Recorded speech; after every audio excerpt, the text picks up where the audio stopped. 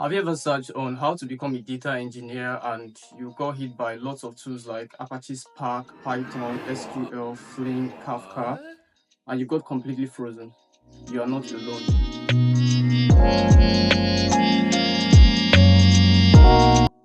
Hi, I am Wachiko Wisdom, and in this video, I will answer common beginner questions and help you focus. By the end of this video, you will have a high-level understanding of what data engineering is, why it can feel so overwhelming, and exactly where to start. So here's what we'll cover in today's video. The top 6 questions every beginner has. Clearing up common misunderstanding in data engineering. Why learning data engineering can be so overwhelming. What you should focus on first. What is data engineering? It is the art of building and maintaining pipelines that deliver clean, reliable data to data analysts, data scientists, or downstream applications. Question number 2. Do I need expert coding skill? Honestly, the answer is no. You need basic Python knowledge and SQL. The rest other skills will build on top of these two languages. Now, question number 3. What tool should I learn first? Honestly, start with SQL and then move to Python. So question number 4, do I need a fancy degree or certifications? Hands-on experience and good GitHub portfolio is enough for you to get your first job. So question number 5, data engineering, data science, and data analytics. What's the difference? So as a beginner, it is totally normal to feel confused by these terms in data. But first, let's get the basic definitions of these terms. So data engineering, what it simply means is building the pipes and systems that move, clean, and store data. And this process is done by a data engineer. So data analytics, it is simply about looking at data and answering questions like what happened. And this job is done by a data analyst. So data science, this simply means using math, statistics, and code to predict things or find patterns in data. And this job is done by a data scientist. Are you still confused? Well, let's use a real-world example. Imagine an e-commerce application like Jumia or Amazon. Customers buy stuff every day. Here's how the three roles, data engineer, data analyst, and data scientist, would work on the same customer data but do very different things. First, the data engineer. He answers questions like, how do we collect and organize all this data?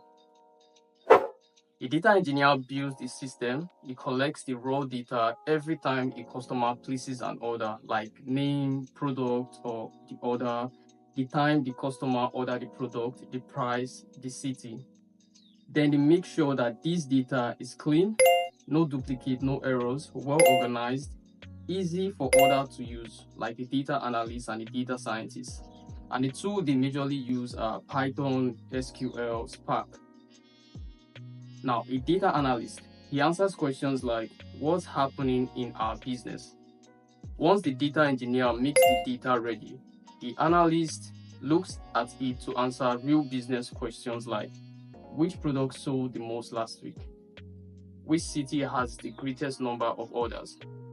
How many products were sold? They then build charts, reports, dashboards to help managers or business owners make decisions. The major tools they use are SQL, Excel, and Power BI. Now, a data scientist answers the question, what can we predict with this data? The data scientist goes further to ask questions like, can we predict which customers will stop buying soon? Can we recommend similar products to customers? So a data scientist uses machine learning and statistics to find patterns in data and make smart predictions. Some of the tools a data scientist uses are Python, TensorFlow, and Pandas. Here's the summary of these terms. Data engineering is all about building pipelines and systems that moves, processes, and store data. You can think of it like the pipes in our water systems at home. They move data from a single point to different parts of the house, like your toilet and your kitchen. So data analytics is more about answering business questions like how many products were sold in the last 5 weeks or 5 days, how much was lost or how much was gained. Now, data science is a more mathematical and predictive role. So with that out of the way, let's answer the next question. Are they all part of data science? That is data engineering and data analytics also part of data science? From the previous example I had just explained, you can clearly say no to this question. So here is how to look at it. Data engineering, data science, and data analytics are all under the data domain field, but each of them are different career paths that has its own goals and its own skill sets. Now, I hope the explanation was helpful to you. So let's clear up some common misunderstanding when learning data engineering or about learning data engineering. This section will be about what you might have heard versus what is actually true. You might have heard that you need to learn 10 plus tools before you can get hired as a junior data engineer. But the actual reality is you only need to learn few tools like Python, SQL, and one data processing framework like Apache Spark. Then the rest you can learn as you grow. And also, you don't need to master everything before you start applying for your first job. You might have heard that data engineering is about writing hard codes all day. But the reality is, data engineering is more about figuring things out, solving problems, and monitoring data pipelines. Now, in plain summary, you don't need to learn 10 plus tools before you start applying for your first job. You just need to learn the right skill, build small projects, and you grow from there.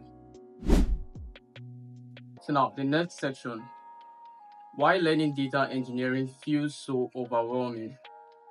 So let's be honest, if you started learning data engineering, you've probably felt lost, frustrated, and even like giving up.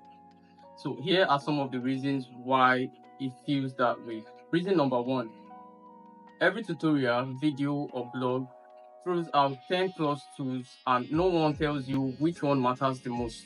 So this could add to one of the reasons why you feel overwhelmed when learning data engineering. So reason number two, you hear terms like ELT, ETL, data lakes, data warehouses, and no one pauses to explain what these terms actually mean. This also could add to one of the reasons why you feel overwhelmed when learning data engineering.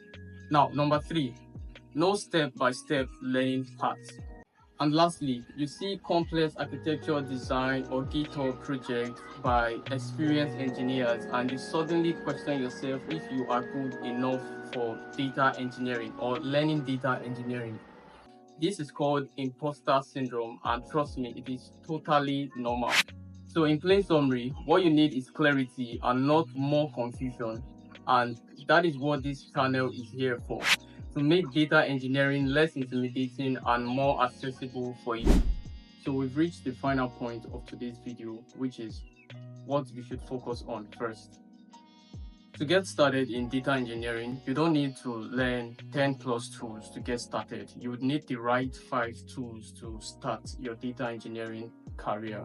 Focus on these tools I'm about to mention and you'll be 80% of the way there. Number 1, SQL. SQL is used everywhere and it's your first real superpower when it comes to data. 2, Python programming language. Python is used to write simple to complex processing scripts. And you don't need to master Python, you just need to get enough knowledge in Python and then grow from there. Number 3 is ETL concept. You need to understand how data is being extracted, transformed, and loaded to destination database or data warehouses. Git. Git is basically used for tracking your code changes and storing it up in the cloud for you to access anytime and anywhere.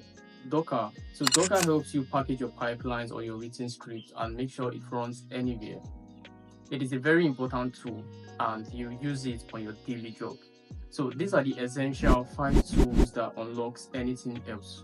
So now that you know what to focus on, to make your first step even easier, I have created a free data engineering quick start cheat sheet. It contains core tools to learn and a beginner-friendly next step. You can grab it from the link in the description. So in the next tutorial, we'll build a complete beginner roadmap to data engineering step by step, so that you never wonder what to learn next. If this video cleared your confusion and gave you a starting point in data engineering, please like, subscribe, and let me know in the comments section which of the fundamental tools you would like to learn. And also, what is that one tool or one term that confused you the most?